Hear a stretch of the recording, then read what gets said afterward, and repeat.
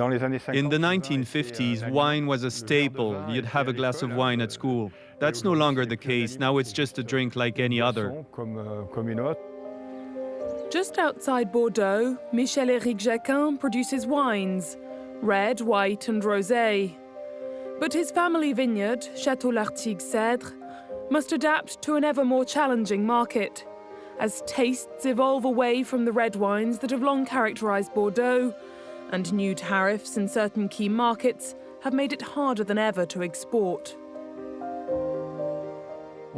We are in overproduction, and we might not be making quite the right things. We need to reduce our production, because overall, wine consumption is falling.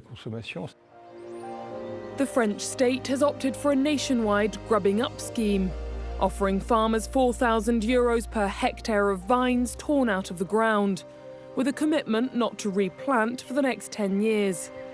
The hope, to rebalance supply with demand. Our vineyard is getting smaller, like everywhere. We're grubbing up vines. We took some out last year, and we'll do so again this year.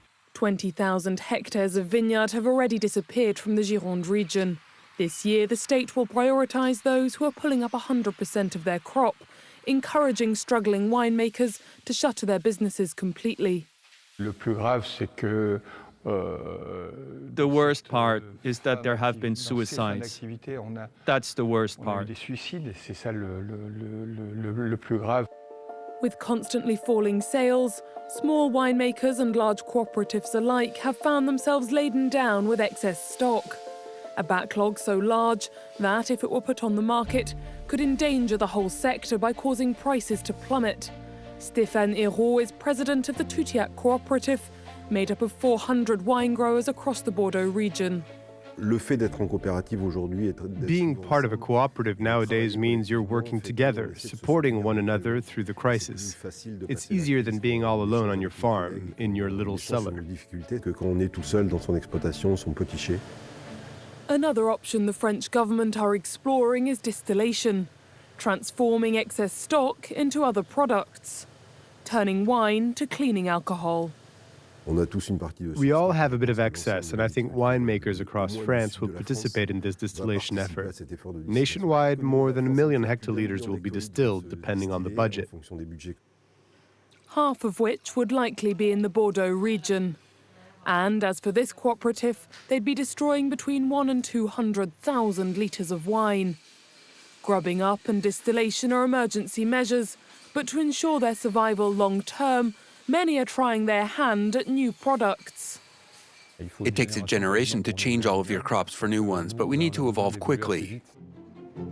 The Bordeaux family's cooperative bought this site in 2022, hoping to diversify production with new wines for new tastes. With Crémant, we're taking our place at the heart of the apéritif, at the heart of those celebratory moments. It's fresh, it's effervescent, it goes with those convivial moments, whereas red wine, it's more for meal times. After harvest, wine growers bring their grapes to the cooperative, who turn them into the festive pétillant, bottled and corked by an elaborate production line. And the gamble has paid off. The site now produces 20,000 bottles of Crémant per day. Another major investment for the group, a state-of-the-art machine to de-alcoholize wine. It felt like it was time to take a serious interest in this market. We have a dedicated R&D department working on products and recipes for alcohol-free products with a taste that remained close to that of traditional wine. Barely 2 years in, alcohol-free products have come to represent 15% of their overall production, a way of softening the impact of an overproduction crisis particularly affecting red wines. Well, there's been this commercial decline since 2015 to 16. As of today, we've torn out about 30% of our vines.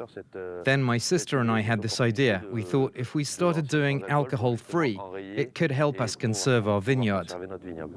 2 years ago, Julien Maire launched his alcohol-free red, the Oh La La, named after his father's reaction the day he told him of his plan. There was a lot of research and development work, lab tests.